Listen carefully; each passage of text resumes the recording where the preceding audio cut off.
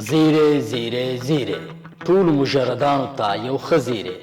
ملک صاحب غواړي چې داسې ځوان ته خپله لور په نکاح کړي چې هغه ځوان د دې ملک صاحب یو شرط ومني، نو ټول مجردان دې خبر وي.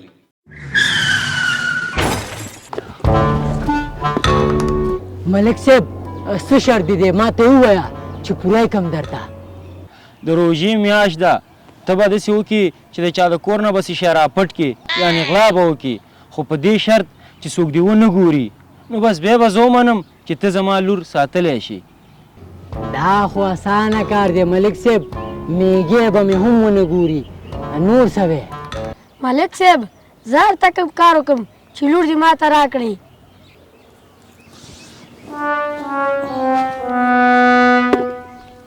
دا بې زبانه کوتر دی، دا به ته والي او داسې ځای کې به یې مړ کړي چې هېڅ څوک دې ونه ګوري. نو که دا کار دې وکړه خپله لور به تا ته درکړم. بس ځئ لاړ شئ.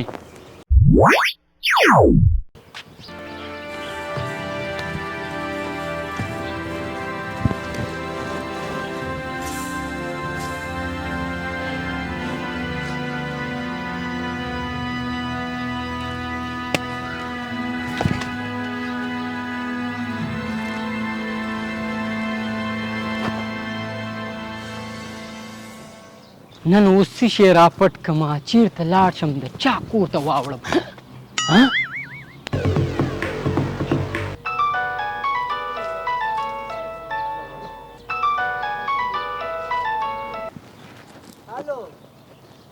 الو زما आवाज نه درځي، صبر وکړه ځای بدل کړمه.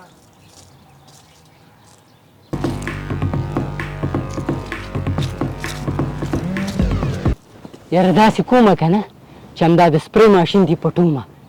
ملک صاحب بس هم خبره د غلا پورې ده، څوک خو شته نه څوک مې ونه ګوري. والله که مې میږی وګوري ماما ما پسې راځه.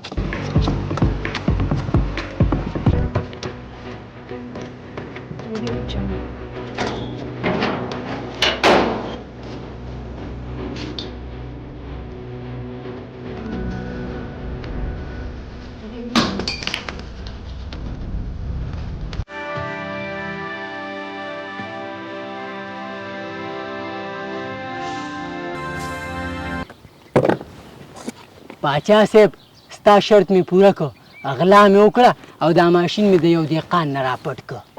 ښه دا راته ووایه چې چا خو به لیدلی نه یې. نه باچا صاحب والله که چا هم لیدلی یم. ښه ته لږ صبر وکړه. والکه تا ولې دا کوتره مړه نه کړه؟ ملک صاحب ما داسې ځای پیدا نه کړو چې هلته څوک نه وي. زه چې هر ځای ته تلم هلته به الله موجود و، او زه نشم کولی چې دا بې زبانه کوتره مړه کړم. الله خو مې ګوري که نه، الله ته به څه جواب ورکوم. آفرین بچې آفرین. افسوس ستا په حال باندې، الله پیدا کړی خو د الله نه دې یره نشته. د دې ماشوم نه څه زده کړه. ملک صاحب بس بس منډه دا دی چې د کوم ځای نه راوړی بېرته هلته یوسه. زر پاڅه، زر ځه زر. دې خوا راشه بچې.